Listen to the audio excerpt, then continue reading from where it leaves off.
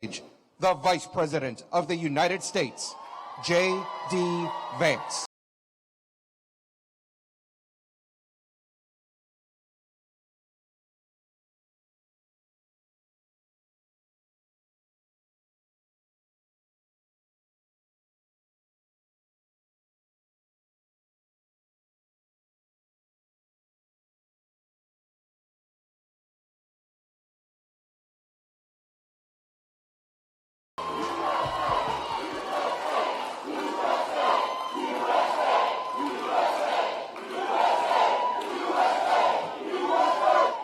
Thank you. Please, you guys, what a crowd. We love you too. Thank you guys. It's good to see you. It's great to be back in the great state of North Carolina. Thank you all so much for having me. I want to thank, first of all, these incredible law enforcement officers we have behind us. Thank you all for your service and for what you do.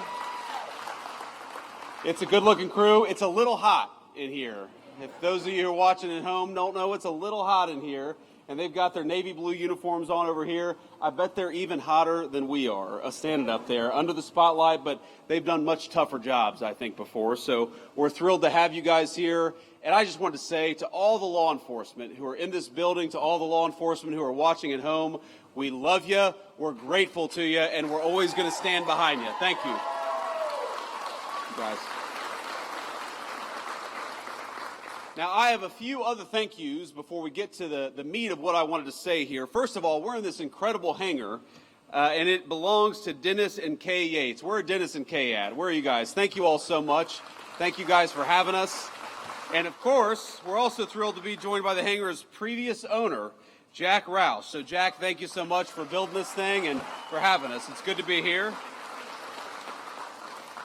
Now, I'm joined by one of my favorite former Senate colleagues, and that is the great Senator Ted Budd from North Carolina. Ted, thank you so much.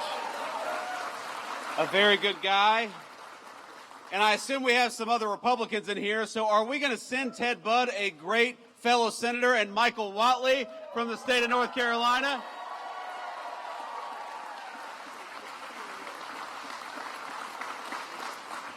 Now, Michael Whatley, I got to know, he was the RNC chair. He was a great friend of me and of the whole administration during the race. But Michael loves the state of North Carolina. He's going to fight for law enforcement. He's going to fight for law and order. He's going to fight for good jobs. He's going to fight for North Carolinians and nobody else. Michael Whatley, God bless you, man. Thank you so much for being here. We've got Congressman Addison McDowell. Addison, where are you? Stand up and be recognized. Thank you, Addison. All right, this is your first term, right? Are you happy what you signed up for? That's good. Okay. Let's be honest, he couldn't say no, even if he wanted to, but he loves serving the great people in North Carolina and Washington. He does a very, very good job. And then I also want to give a shout out to Mark Harris. Mark, where are you? Please, Mark, you're a great guy. Thank you for everything. But I want to just say that being here in North Carolina, we're here to talk about law and order. We're here to talk about law enforcement, and we're here to talk about the basic fact that you all pay your taxes. They go to safe streets and safe cities. You ought to be able to enjoy the places that were built by your tax dollars. You ought to be afraid, the criminals ought to be afraid of you. You ought not be afraid of the criminals. It's very simple. And I think for too long in this country, we actually took the exact wrong approach. We told people that if you were walking down a city street and there was a crazy person over there yelling and screaming at your kids, you ought to walk to the other side of the street rather than possibly be accosted by a violent person. Well, you know what I think? I think that if a person is being violent and threatening to young children and young families, they ought to send their asses to prison instead of telling people that they got to cross the other side of the street. Now, and Ted is going to be mad at me. Ted is a good Christian man. He does not cuss. So, Ted, forgive me. But I get a little fired up sometimes when I'm talking about this. Look, I have gotten in arguments with people before. You know, a couple years ago, I took my family to New York City. This was when I was in the United States Senate. We spent a few days there. It was a wonderful trip in a lot of ways. But, you know, every time we went to the subway, I'd have one of my kids grabbing onto my leg or afraid because there was a crazy person yelling, hollering, and screaming. at a 3-year-old little kid. Why do we live like this? Why do we accept this in our communities? And the answer is because of bad political leadership. We have accepted for too long this idea that we ought to give over our streets to criminals and to vagrants and to people who are screaming at us instead of taking back our streets with our incredible law enforcement.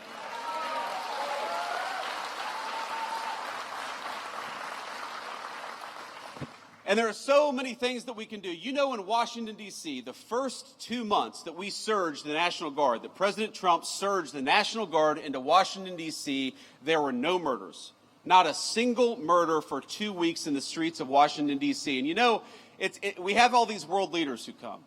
And we'll tell them, you know, we haven't had a murder in Washington, D.C. in 2 weeks. And these world leaders will look at us and say, is that supposed to impress us? Like, that doesn't sound very good. But you know, to Washington, D.C., which averaged last year a violent murder every other day, 2 weeks without a murder was a hell of a track record. And then we just surged the National Guard to Memphis, Tennessee. Again, a Democrat city in a red state, but where the mayor said, we are sick of our people being afraid to walk safely on the streets, so why don't you help us? And that's our basic attitude in the Trump administration is, look, we should not allow people to take over. We should not allow these violent criminals to take over city streets. And if the local government wants our help, if the local authorities want our help, then we are going to help them because we stand for American safety everywhere, whether it's a big city or a small one. Thank you, young man. So this is what it means. Being pro-law and order is actually not that difficult. There are some things we do, some issues we address that are so complicated and so challenging, but supporting our local law enforcement is actually pretty easy. It's just a question of political willpower. Here's thing number one, very simple. If our great police officers find a violent criminal and lock them up, we ought to keep them locked up instead of letting them back on our streets with a slap on the wrist.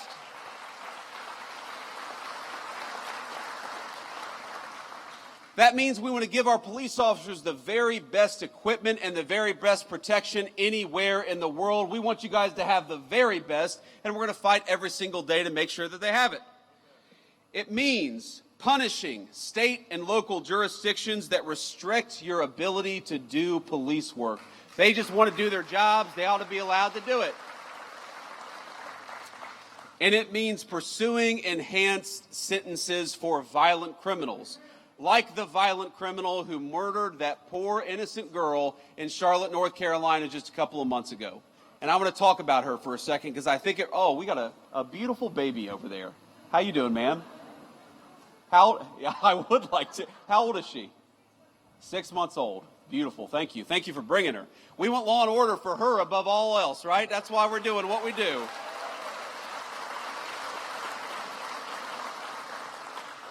But we all know a couple weeks ago, and it's one of these things that got bumped out of the news because of the political assassination of Charlie Kirk. And so let me talk just a bit about that. You all know Charlie. He was a great guy. He was a great husband, a great father. He believed in two things, I think, above all else. Number one, the second most important, is he believed in political debate in the United States of America, that we ought to talk about our disagreements and not attack one another over our disagreements. And he gave his life dying for that principle.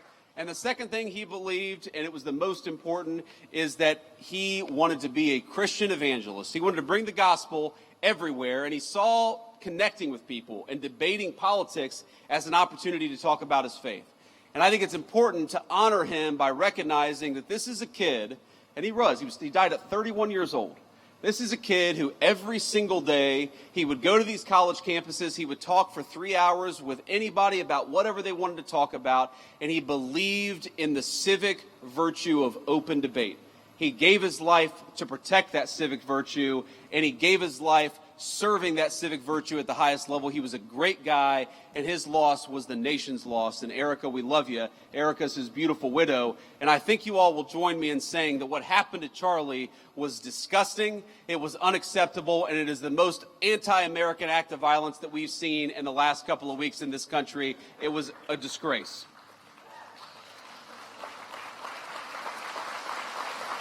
But thank you all.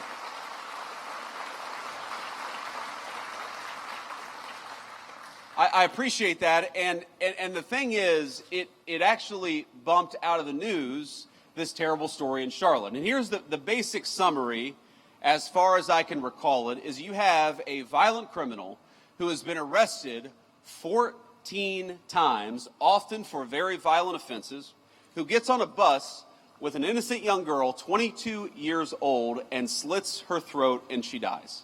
She died because she was coming home from work. She worked at a pizzeria. She came from a beautiful family. She had a young boyfriend. She had her entire life ahead of her. And she was actually a refugee from Ukraine. So she came from a war-torn country. She sought shelter in the United States of America. And because of soft-on-crime policies, she was murdered here, not in the war-torn country she came from. Isn't that a disgrace? And isn't that an insult to the incredible law enforcement officers who arrested this person 14 times? They did everything that they could to keep this thug off the streets, and it was the political leadership that failed, and we got to be honest about that. I saw former Governor Cooper say, and this is Michael Whatley's opponent, former Governor Cooper said just a couple of days after the attack that we have got to do more when it comes to law enforcement to keep people like this off the streets. And my response was, Governor, he was arrested 14 times. Law enforcement did their job. It's time for you to do your job.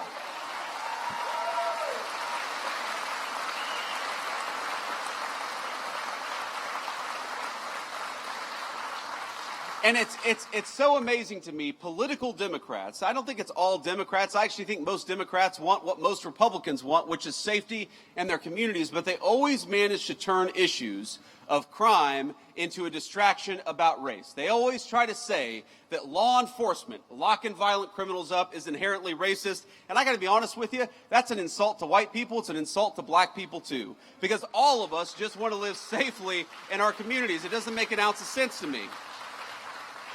But I actually, because of these Democrat talking points, I went and looked up. Do you know that in most big cities, the gross majority, over 90% of violent crime is committed by fewer than 1% of the city's residents? This is not a black-white issue. This is, we've got a small percentage of violent criminals in our communities. Democrats want to let them out of prison, and Republicans want to put them in prison and keep them there so that all of us are safe in the process. I think that's common sense, don't you?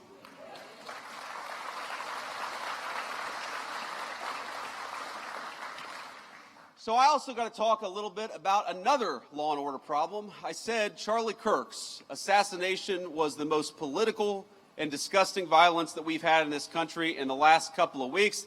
And that was true maybe until this morning, because I don't know if you all have followed the news, and we're still learning a little bit about it.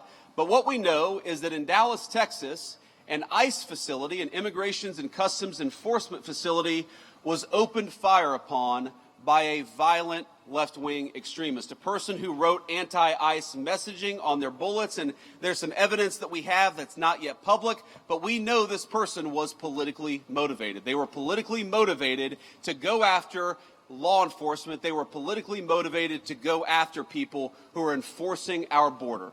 I think that is the most disgusting thing.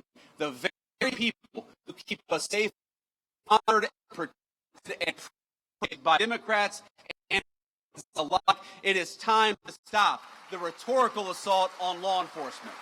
Because here's what happens. Because here's what happens when Democrats like Gavin Newsom did say that these people are part of an authoritarian government. When the left-wing media lies about what they're doing, when they lie about who they're arresting, when they lie about the actual job of law enforcement, what they're doing is encouraging crazy people to go and commit violence. You don't have to agree with my immigration policies. You don't have to agree with Donald Trump's immigration policies. But if your political rhetoric encourages violence against our law enforcement, you can go straight to hell, and you have no place in the conversation of the United States of America.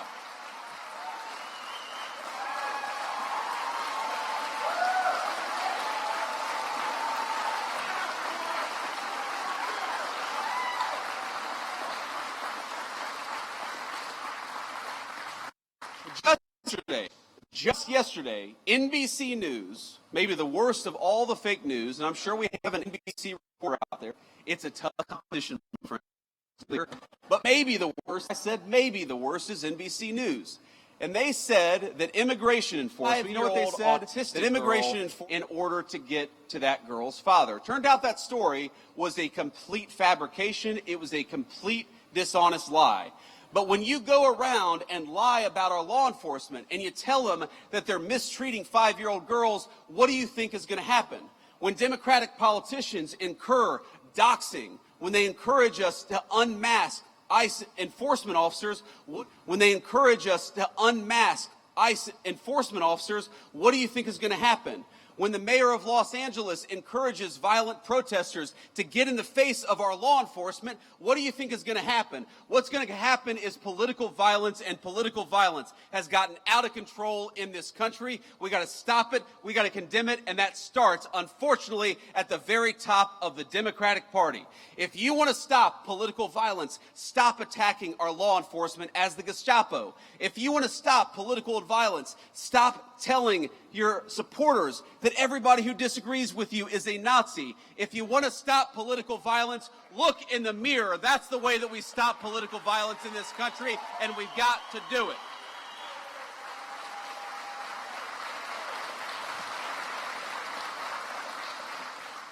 And while we're all mourning and rooting for and praying for everybody who was injured at that ICE facility, and as far as we know, it looks like some of the detainees, in other words, some of the potential illegal aliens, were some of those who were affected. Look, just because we don't support illegal aliens, we don't want them to be executed by violent assassins engaged in political violence either. So we're praying both for our ICE agents, but also for everybody who's affected by this terrible attack. But that was an ICE facility. And as these guys behind me know, and a few of our police officers know, police officers writ large face too many threats of violence all across the United States of America. And we know where it started. We all remember the summer of 2020 when all of these violent protesters were encouraged to treat police as the enemy instead of as the solution. You'd take 1,000 police officers, you'd find one person who didn't do something perfect, and use that one guy to tarnish the other 999 police officers.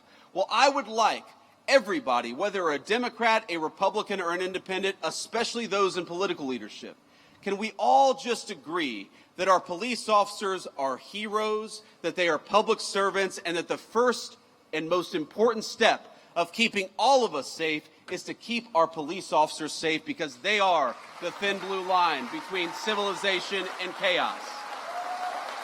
Thank you all.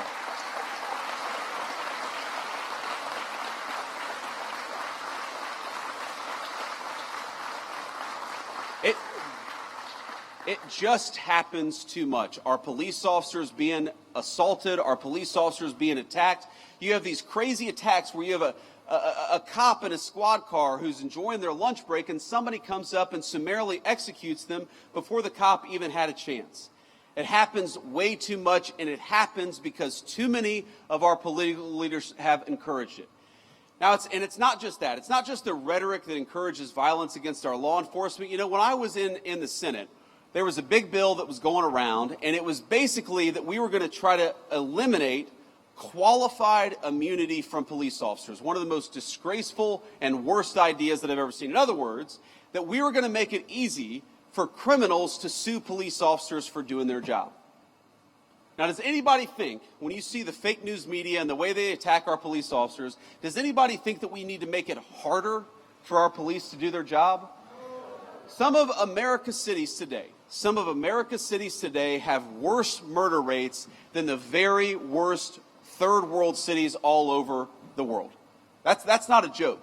You go to Port-au-Prince, Haiti, or you go to some of the poorest countries all over the world, even those countries have a better murder rate than Washington, D.C. or some of the major American cities. Some of them have better murder rates than Charlotte, North Carolina. That's a disgrace.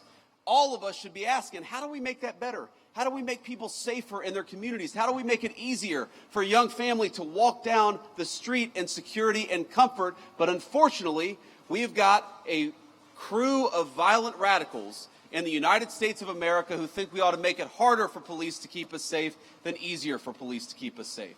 So here's one thing I'd like to do. I'd like every single Democrat starting today, and every Republican too, while we're at it, to say that we are going to defeat these efforts to strip immunity from our police officers. We're going to make it easier for them to do their job, not harder for them to do their job. Let's fight for it every single day.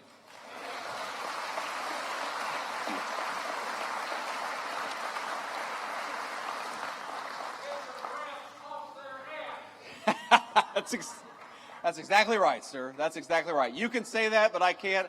I've hit my quotient for cuss words today. I don't want Ted Budd to disown me, so I'm not going to say that, but we can run the clip back later. But let me just leave you with one final thought here. Look, I was asked earlier today by a reporter I actually like, but a reporter who said, well, don't both sides have crazy people? And of course, obviously, country of 330 million people, of course, both sides have crazy people. But if you look at the political violence in our country over the last couple of months, the last couple of years, it is not a both sides problem. It is primarily on one side of the political aisle. So if we are going to truly go after the political violence in this country, we need the Democratic leadership of Washington, D.C. to look in the mirror. We need them to renounce all political violence. When a poor kid like Charlie Kirk is gunned down in cold blood, we need them to start with condemning the violence instead of condemning something that Charlie Kirk said that they disagreed with. When you have an entire network of left-wing organizations that encourage, that promote, and that apologize for violence, you know what you're going to get out of it? You're going to get political violence. So here's my sacred obligation to you, to all the law enforcement, but every person, whether they wear a uniform or not. Over the next couple of years, the Trump administration is going to do everything that we can to dismantle the networks, to destroy the funding, and to make it harder for people to kill one another just because they disagree with what somebody says. That is what we're going to do. We're going to fight for it.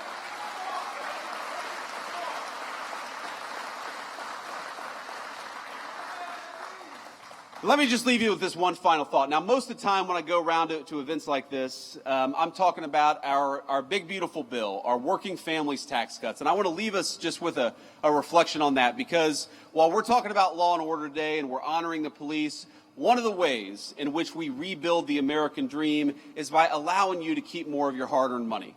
And that bill that these great congressmen worked on and the great senator here, what it did was very simple. It increased the child tax credit.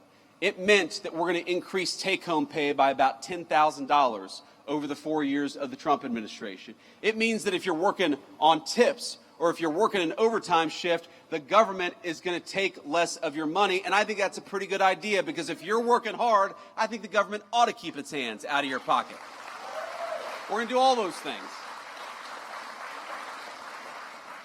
Because I believe the American dream is fundamentally about this principle. It's about the principle that for all the parents and grandparents out there, and I'm now the parent of 3 beautiful young kids, I just want them to have a better life than the life that I have. That, to me, is the core of the American dream.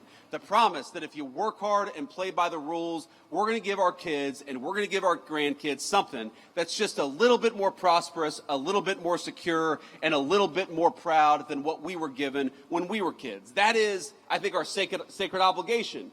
That by inheriting a great country from our parents and grandparents, we got to pass on something even greater to the next generation. But none of that matters without law and order and public safety. How can you have the American dream if you can't walk down your neighborhood in safety? How can you have the American dream if you're worried about getting mugged when you're taking your family out to a nice meal downtown? How can you have the American dream when every celebration, every big moment in a person's life, you're too worried about violent crime and not focused enough on the things that make life worth living? One of the things that we have got to get back to remembering is that if we want to preserve the American dream, we've got to preserve the right of everybody, rich or poor, to live in safety and security in their neighborhoods. You know, when I grew up in Middletown, Ohio in the 90s, we didn't have a whole lot of money. I was raised by a woman who struggled very often to put food on the table and clothes on her back. Mamaw. Everybody loves Mamaw. Most of all me. But you know what? For all of the problems that we had, for all the times that Mamaw was worried about where our next meal would come from, for all the times that Mamaw was sometimes terrified that she wouldn't be able to make an important bill payment, we never worried about public safety. And the reason we never worried about public safety, the reason she knew I could go across the street and play in the park in safety and comfort, is because we had something in this country. And that was a recognition, Democrat and Republican, that we stood with law enforcement and we stood with their mission. It didn't matter what your political affiliation was. We wanted to support people who kept our communities safe.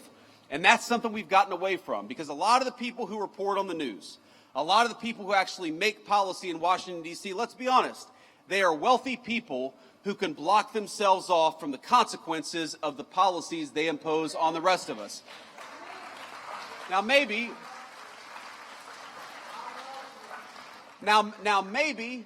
they've never had to call a police officer because they can call a private security guard. Maybe they've never had their home broken into because they live behind a gated community. Maybe they don't have to worry about walking down the streets of a city safely because they've got a driver in a big fancy car who can take them from point A to point B, but that is not true of the gross majority of our citizens. So I want to tell you, when I talk about protecting the American dream, when President Trump talks about fighting for the American dream, at the very top of that list is fighting for your ability, whether you're rich or poor, to be safe in the home that you love. It is our sacred obligation. It's their sacred obligation, and we're going to work for it every single day. God bless you. Thank you for having me.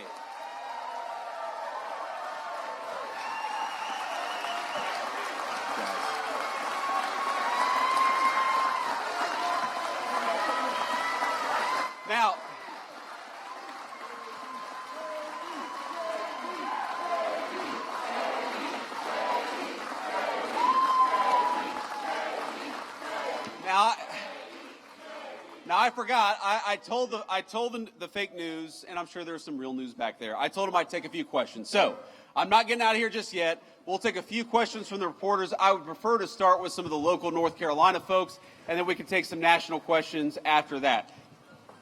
Do we have a microphone back there? Hey, Vice President. I can't see you. Over here. Yes, Mr. sir. Vice President, Thank you. thank you for taking questions from us, and thank you for visiting Concord. You referenced the awful death of Irina Zarutska. I'm just curious, have you had the chance to watch that awful video that was released by Katz, and what your thoughts are after viewing it? Well, yeah, you know, I've honestly seen a lot of gruesome footage, some involving my friends over the last couple of weeks. But the footage of Irina getting stabbed to death is very hard to watch. And I have not seen the whole video from start to finish. I had to cover my eyes for part of it because it is so gruesome, and maybe I should just stare at it. Maybe all of us should stare at it to know the kind of evil that we're actually confronting, because what happened to her was really, really disgusting, and I think it comes from a deep and dark and evil place that exists, thankfully, in a very few number of people, but those people we ought to lock up in prison so they can't get anybody else. But when I saw that video, you know what really got me as a father? I've got 3 little kids, 2 boys, and my youngest is a baby girl. She's 3 years old. She is the apple of my eye, as you dads will know. Daughters just have an effect on us. They get away with more stuff. They don't they?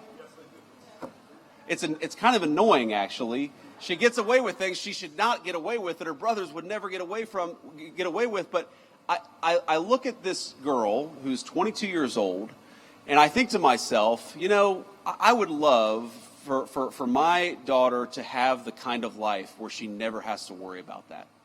And there's this moment where she looks up at her attacker and she covers her mouth, and you realize what's going through her head. She knows that something very terrible has happened to her, and I hope that she didn't realize it for too long, because that is unimaginable suffering.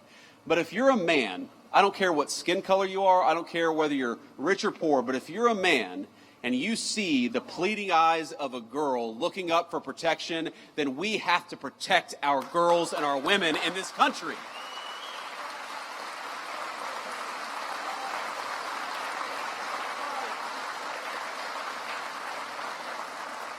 And that was my reaction to it. That was my thought when I watched it. Now, young man, this is a very earnest young man.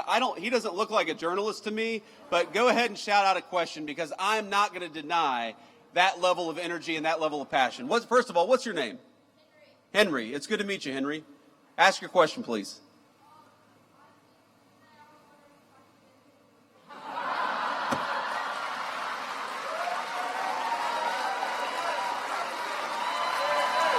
Come up here.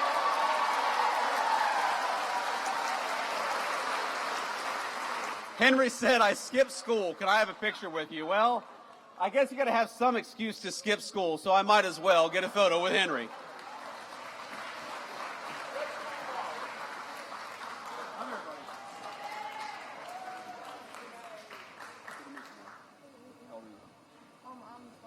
Well, all right. Okay.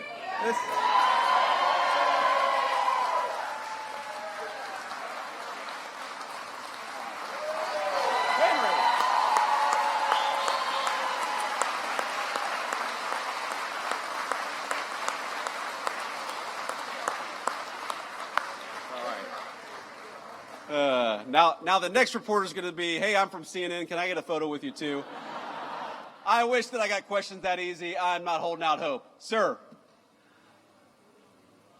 Can we get you a microphone? I can't hear you, sir. Gotcha. I'm Jordan Green with Raw Story. President Trump and other speakers here have blamed former Governor Cooper and the mayor of Charlotte for Irina Zarutska's death. Do you also hold the North Carolina General Assembly responsible, who set the laws governing pretrial release that may have affected this crime? Well, look, I think every politician who didn't work hard to keep violent criminals behind bars deserves to have some of the blame. But at the very top of that list is Governor Cooper. Because at the time that we were pushing these soft-on-crime policies, Governor Cooper was the man in charge. Now, I know we've got some great North Carolina legislators, and I might call them out if they're here. Do we have North Carolina House Speaker Destin Hall? Where's Destin at? Destin, thank you, man. We got Phil Berger here. Phil, thank you so much. Senate President Pro Tem. We've got County Sheriff Van Shaw. Where's County Sheriff Van Shaw? Thank you, sir.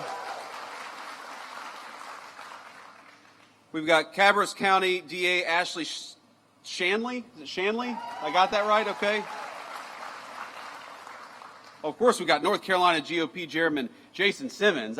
Jason Simmons that's a celebrity in the Trump White House there. North Carolina Labor Commissioner Luke Farley. Luke, where are you? Luke, thank you. And I know that our great North Carolina local legislators here have worked very hard to solve some of these soft-on-crime policies and make it harder to let violent criminals out so easily, and to demand that when you have a violent criminal who goes in, the person stays there and doesn't get a slap on the wrist and released to commit more crime in the community. That's what we want. We don't want a criminal justice system that goes after innocent people. We also don't want a criminal justice system that lets obviously violent felons out of prison without any real consequences. It's just very simple. And again, I go back to the statistic where we have got such a small number of people who commit so much of the violent crime. If we just locked them up, and I mean, look, I believe in repentance and I believe in forgiveness, but I believe that forgiveness often only comes on the other side of real punishment and real regret, which is why we got to lock some of these guys up in the first place. So yeah, I blame the political leadership, and I can't get over a governor who pursued soft-on-crime policies, Roy Cooper, who pursued soft-on-crime policies, who let violent criminals out of prison, and then after Irina was murdered, to have the audacity to blame our law enforcement. Law enforcement arrested this guy 14 times. They did their job. It's time for the politicians to do their job, too. Next question. Vice President Vance, thank you so much for taking questions. I'm Casey Jones from WCCB Charlotte. When it comes to cracking down on crime in cities like D.C., Memphis, Chicago, sending the National Guard, what specific metrics does the administration use to decide where those resources go? And can we expect that kind of response here in Charlotte anytime soon? Well, look, if the mayor of Charlotte and the governor of North Carolina asked for our help, we would absolutely send it because we believe in helping people regardless of whether they're Democrats or Republicans. We would love to have the mayor of Charlotte reach out for our help. And that's, you asked what the metrics are. That's one of the most important metrics. We want to go where we can have a real partnership between local law enforcement and the federal officials so that we can root out the crime. And that goes to the second metric. What is the most important thing? You can tell how many people are being murdered in a community. You can tell how many carjackings there are. You can tell how many armed robberies there are. There's way too much violent crime happening in our country. And when we look at an American community, again, we don't care about their politics. When we look at an American community where people are suffering because of violent crime, our response is we want to help, just let us. And I'd encourage everybody to talk to your local officials. I know we're a little far away from Charlotte, but to talk to your local officials and encourage them to ask for the help of the Trump administration. We are willing to provide it. We want fewer people to be affected by violent crime, but these guys have actually got to play a partnership role with us. And unfortunately, way too many of them. Some of these people, it's crazy. They are ruling over cities that have violent crime rates that are worse than Mogadishu. And they say, no, we don't want Donald Trump to come in. Well, excuse me, if you don't need the federal help, then why is your murder rate so terrible in the first place? You do need the help, you just need to admit it. Thank you, Casey. Next question. Vice President, Michael Warwick, I'm with WBTV. Welcome to Race and Country, first of all. Irina's law was just passed by Republican lawmakers. It's now on Governor Stein's desk. It addresses cashless bail. It would allow magistrates to involuntarily commit people who they believe to be sick. However, opponents of that bill don't think it goes far enough for the mental health side of things. It also opens the door to the death penalty, which I know some opponents are against. Why would you encourage the governor, politics aside, to sign that bill? Well, because I want to keep violent criminals off the street, and I want Americans to be safer. And this bill does it. Irina's law does it. Congratulations to the Senate President and House Speaker for getting it over the finish line. The governor's got to sign it. I guarantee if this bill is signed into law, it will help our incredible law enforcement keep the streets safe. And that's ultimately all I really care about. Again, it breaks my heart to think that you have young kids, you know, especially in poor communities, whether they're black or white, who don't feel like they can walk outside. You've got grandmothers who are taking care of grandkids who don't want to sit out on their front porch because they're worried about drive-by shootings. That should break everybody's heart, and the way to solve the problem is to empower these cops to go after the bad guys and to do it with their full skill and their full force. Now, I don't know, have I read every detail of the law? I know some of the things that it does. I know that it ends cashless bail, which would be huge for the people in North Carolina. I know it makes it harder for some of these local magistrates to let people out with a slap on the wrist. That would be huge for the people of North Carolina.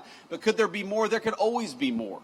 But don't let the perfect be the enemy of the good. This bill is going to make North Carolinians safer. They ought to sign it.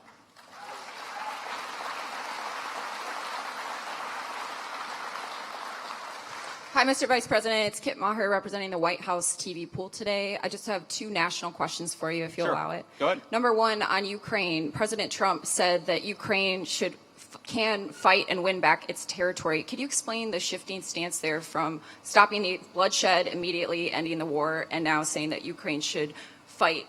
Is that a tactic to pressure Putin back to the table?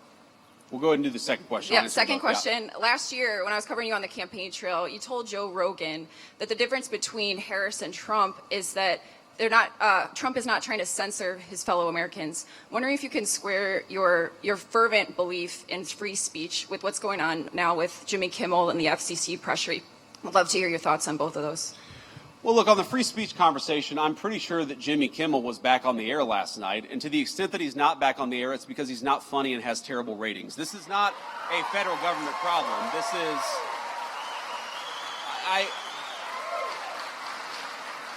And Kit, I want to answer your question in good faith. What people will say is, well, you know, didn't the FCC commissioner put a tweet out that said something bad? Well, Kit, compare that, the FCC commissioner making a joke on social media. What is the government action that the Trump administration has engaged in to kick Jimmy Kimmel or anybody else off the air? Zero.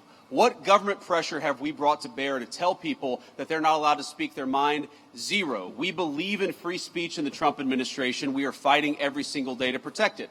Now compare that to the Biden administration, where we found out just yesterday that conservatives on YouTube and on a number of social media platforms were being censored. Why? Because the Biden administration picked up the phone and said, we want you to censor our political opponents. That is real government censorship, and it left the White House when Joe Biden left the White House.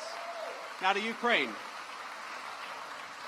Look, I've answered a version of this question probably 100 times over the past 3 months. And one of the things I'll say about the president is that he is responsive to the reality on the ground. And the reality on the ground is that, number one, we have engaged in incredibly good faith negotiations with both the Russians and the Ukrainians. And I believe the president is growing incredibly impatient with the Russians right now because he doesn't feel like they're putting enough on the table to end the war. That's number one. Number two, the president has grown very confident that this war is bad for Russia. You hear me say this all the time. You hear the president say this all the time. The war is bad for Russia. It's bad for Ukraine. It's bad for America. We want the killing to stop. That remains the president's position. But the president also can look at reality on the ground. He sees the economic numbers that are coming out of Eastern Europe. He sees the number of dead people, both Russians and Ukrainians, that are happening in that war. And the president is telling Vladimir Putin it is time to stop the killing. He would say that to Zelensky. In fact, has said that to Zelensky. He wants this war to end, and he's doing everything that he can to stop it. But look, if the Russians refuse to negotiate in good faith, I think it's going to be very, very bad for their country. That's what the president made clear. It's not a shift in position. It's an acknowledgement of the reality on the ground. We're going to keep on fighting for peace every single day in the Trump administration. And I'll do one more question here. Another question. Sir. I want to take it from you. Good afternoon, Mr. Vice President. Monica Casey, WRAL, out of Raleigh. We are coming up on the one-year anniversary of Hurricane Helene's devastation. Sure. What is the administration doing to speed up the distribution of federal aid for that disaster? Yeah, so just in the last week, the Secretary of Homeland Security put another, I believe, $64 million into the disaster relief effort. We inherited, I'm going to be honest with you, a FEMA that was mired in bureaucracy and red tape. The president has made very clear from day one, we want to get relief to the people of North Carolina as quickly and as rapidly as humanly possible, and that's what we're trying to do. The second thing I'll say is that I understand the governor had a very good call with the president, I believe on 9/11 actually, about a week and a half ago. It may have been, the day before, the day afterwards. But he had a good conversation with the president about some of the disaster relief needs that are there. We're going to keep on working on this. We're going to keep on working with some of our colleagues and the federal congressional delegation from North Carolina. But let me just say, I visited the devastation myself. I want the people there to know we continue to think about them, we continue to work on this issue, and we're going to make sure that we never forget that area of North Carolina and the devastation that storm caused. Great. All right. On that note, I just want to say you guys have been an incredible group to get to spend some time with. Henry, I hope you got the photo you needed. So are you going to get like a tardy, Henry, or what's the deal? If you get a photo with the vice president, you're allowed to have an excused absence? Is that how that works? Okay, he doesn't know, actually. Henry is not as confident in that question as I would have hoped, but it's great to meet you, my friend. It's great to be with all of you. Just remember, we've got a very, very important job, and each and every single one of us has a role to play. To our law enforcement, thank you for the job that you do. We're going to keep on fighting for you in the Trump administration. We're going to keep on fighting for safety and security all across the state of North Carolina. God bless you. Thank you for having me.